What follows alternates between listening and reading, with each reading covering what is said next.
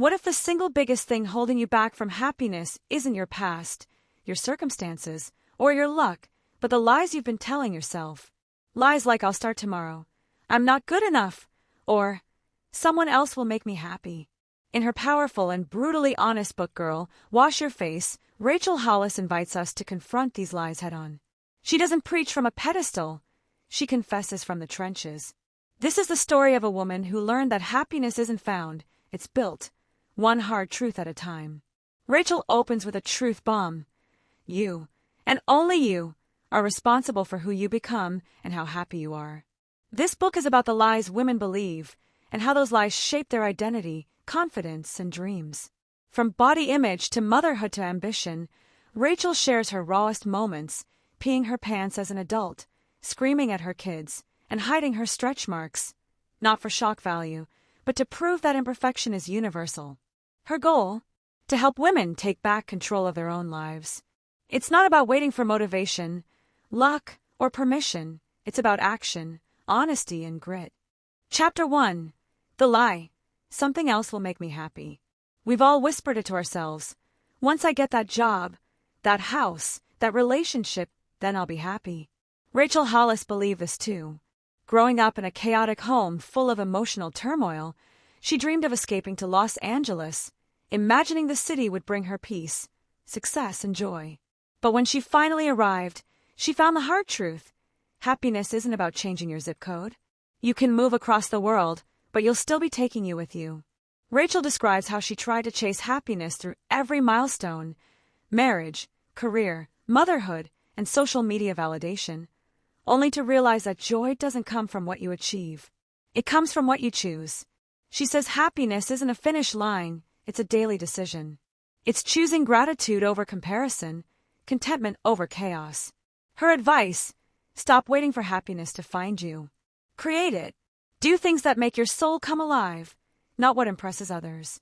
When she stopped comparing her behind-the-scenes life to other people's highlight reels, she discovered a peace that no external success could ever offer. The secret? Be fully present in your now. Chapter 2. The Lie, I'll start tomorrow.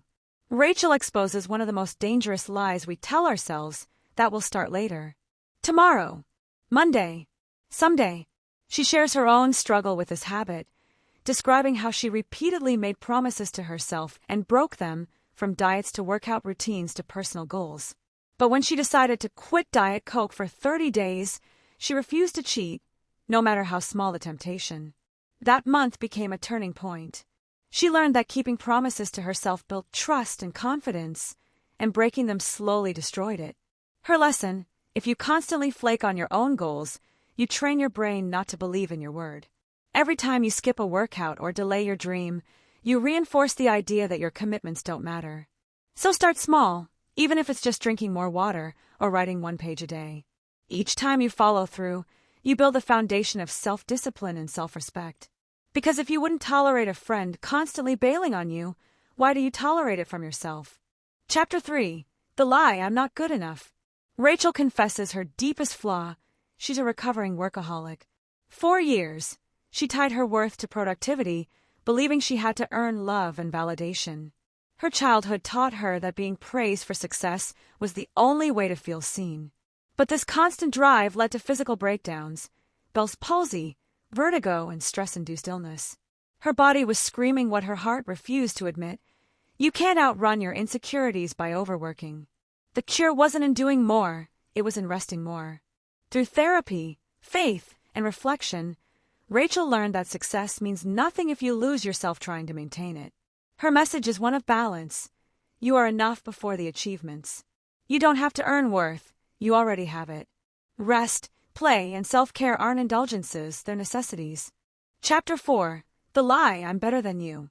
Rachel takes a hard look at her own judgmental tendencies. She recalls making fun of a classmate for shaving her toes, only to realize later that she did the exact same thing. That moment stuck with her for years, teaching her that judgment often comes from insecurity. When we point out flaws in others, we're really projecting our own self-doubt. Her realization: lifting others up never takes away from your own success. Gossip and criticism make you small, compassion and humility make you powerful. True confidence doesn't need comparison, it celebrates others. Stop measuring your worth by how you stack up against others, and start focusing on how you can become kinder, more grounded, and more authentic. Chapter 5. The Lie. Loving him is enough for me. Rachel grew up believing in fairy tales, that love could save you. But real love, she discovered, isn't about losing yourself for someone else. In her early relationships, she tried to make love her purpose, molding herself to fit what she thought others wanted. It only led to heartbreak and resentment. She learned that love without boundaries isn't love, it's dependence. Through her marriage and growth, Rachel discovered that true partnership means standing as two whole people who choose each other, not two broken halves trying to be complete. The lesson is universal. Never pour from an empty cup. Love yourself first. Only then can you truly love someone else without losing who you are. Chapter 6. The Lie. No is the final answer. Rachel has faced hundreds of rejections from publishers, investors, and opportunities.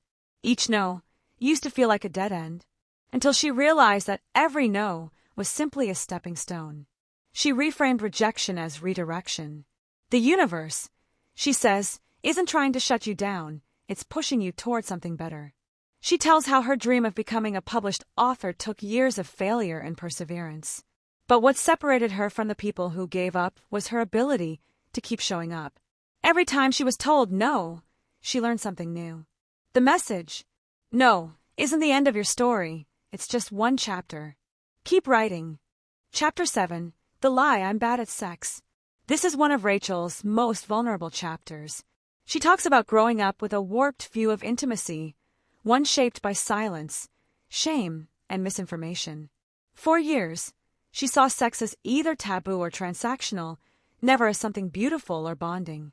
That changed when she began having open, judgment-free conversations with her husband. Through honesty, therapy, and patience, Rachel learned that a fulfilling sex life isn't about perfection or performance, it's about connection.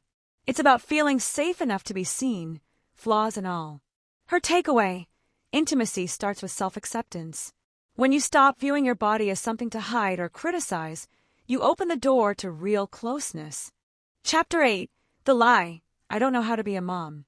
When Rachel became a mother, she felt completely unprepared. She compared herself to every mom who seemed to do it effortlessly, the perfect Pinterest moms with color-coded schedules and calm kids. Meanwhile, she felt exhausted, uncertain, and often like she was failing. Then she realized something freeing. No one knows what they're doing. Everyone is improvising. Motherhood, she says, isn't a test to pass, it's a relationship to nurture. You'll mess up, cry, and learn as you go. The best thing you can give your kids isn't perfection, it's presence. And the best gift you can give yourself is grace. Chapter 9. The Lie. I'm not a good mom. This chapter digs into mom guilt. Rachel opens up about moments when she yelled, lost patience, or felt like she wasn't doing enough. She believed a good mom never fails, until she realized that a good mom simply tries again. She learned to trade guilt for grace, reminding herself that showing up with love, even imperfectly, is what matters most. She emphasizes that motherhood isn't about comparison or control, it's about connection. Your kids don't need a perfect mom, they need a real one. Chapter 10. The Lie. I should be further along by now. In a world obsessed with instant success, Rachel reminds us that progress takes time. She shares how she used to scroll through social media, feeling like everyone else was achieving their dreams faster. But growth, she says, is not a race, it's a personal journey. Every setback teaches you something you couldn't have learned otherwise. She encourages readers to reframe delay as preparation. Maybe you're not behind, maybe you're being built. Every season has a purpose, and sometimes the waiting is where the real transformation happens. Success doesn't happen overnight. It happens every time you keep going when others stop. Chapter 11. The Lie. Other people's kids are better behaved. Rachel begins this chapter with a confession. She used to think everyone else's kids were angels while hers were little tornadoes. Whenever she'd go to a friend's house or scroll through social media, she'd see photos of smiling, coordinated children behaving perfectly, while her own reality was tantrums, chaos, and sticky handprints on every surface. But as she began to open up to other moms, she discovered the truth. Every child throws tantrums. Every parent has tough days. The difference is that most people simply don't share those moments publicly. Rachel learned to stop comparing her family's behind the scenes to someone else's highlight reel. She urges readers to do the same. Parenting isn't about curating a perfect image. It's about showing up for your kids in love, patience, and honesty. The goal isn't to raise flawless children, it's to raise resilient ones who know they're loved. She closes the chapter with a reminder that all parents are doing their best, even when it looks messy.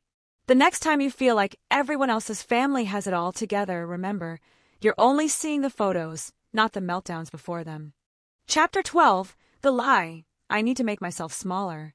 Rachel challenges a belief many women carry quietly that they need to shrink themselves to be accepted. She recalls being told as a young girl to be humble, to not brag, and to stay quiet. Over time, she learned to dim her own light so others wouldn't feel uncomfortable. But one day, she realized, playing small doesn't serve anyone.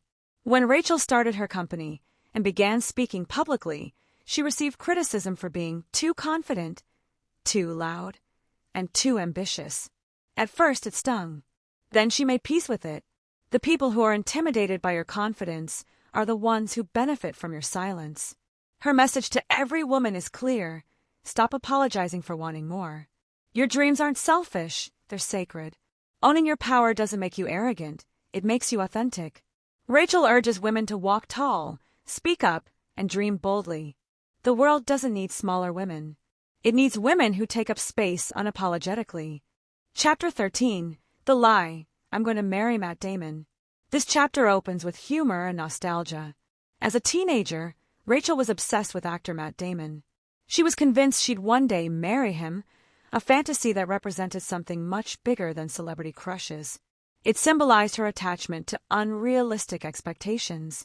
Whether it's a dream partner, dream body, or dream career, Rachel points out how perfectionism tricks us into believing that happiness is conditional. She shares how chasing impossible ideals left her constantly disappointed, always measuring real life against fantasies that no one could live up to. True contentment, she discovered, comes not from fantasy, but from gratitude. She learned to love her real life, the one with dishes in the sink, kids crying in the background, and imperfect but genuine love. The takeaway: your dreams should inspire you, not imprison you. Real joy begins when you let go of someday and start embracing today. Chapter 14, The Lie, I'm a Terrible Writer. Before Rachel became a best-selling author, she faced a long string of rejections. She wrote manuscript after manuscript, only to receive rejection letters from publishers who told her she wasn't good enough. For years, she believed them. Every rejection chipped away at her confidence. But one day, she decided to stop asking for permission to be who she already was. She began self-publishing, blogging, and sharing her words directly with her audience. It wasn't easy, but it was honest. Eventually, her persistence paid off. The message of this chapter is powerful. You don't need external validation to pursue your purpose. Whether your dream is to write, paint, teach, or build, you are already qualified by your passion. Failure isn't the opposite of success. It's the soil it grows from. The only true failure, Rachel says, is quitting before you bloom. Chapter 15, The Lie, I Will Never Get Past This. This is one of the most emotional chapters in the book.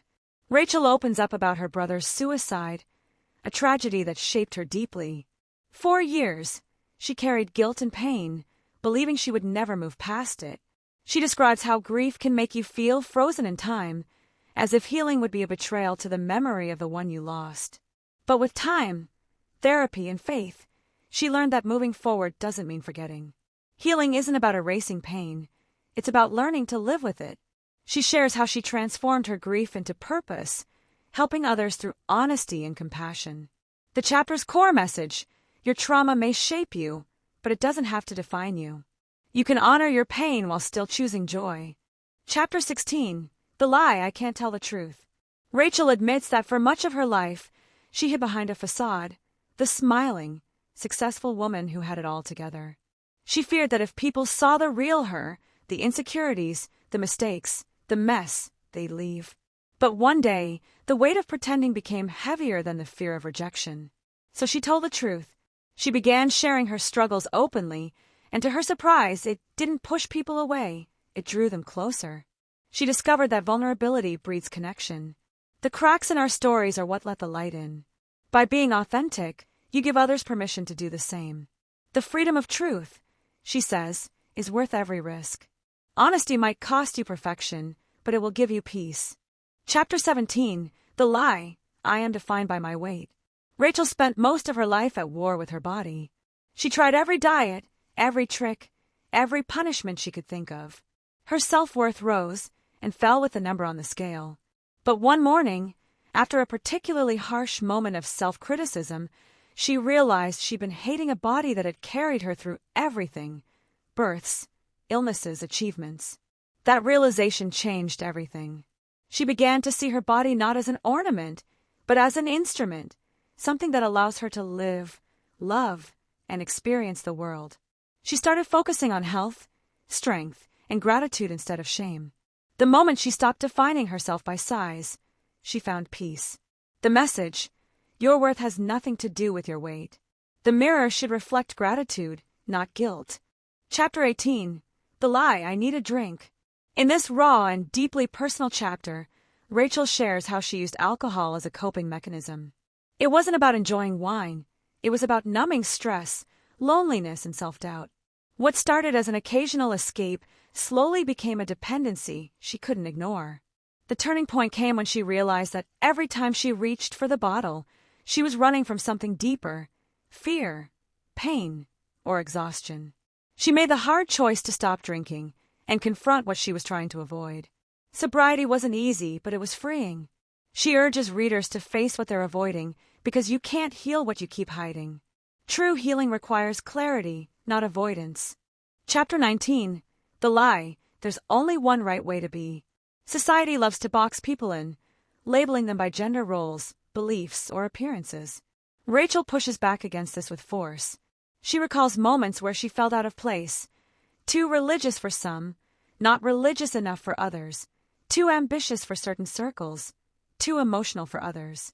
For a long time, she tried to fit every mold until she realized that being authentic meant disappointing some people, and that's okay. She encourages readers to embrace their contradictions, to be both strong and gentle, ambitious and nurturing, faithful and questioning. There's no single right way to live. You are allowed to evolve, to change your mind, to rewrite your identity as often as you need. The beauty of life lies in authenticity, not conformity.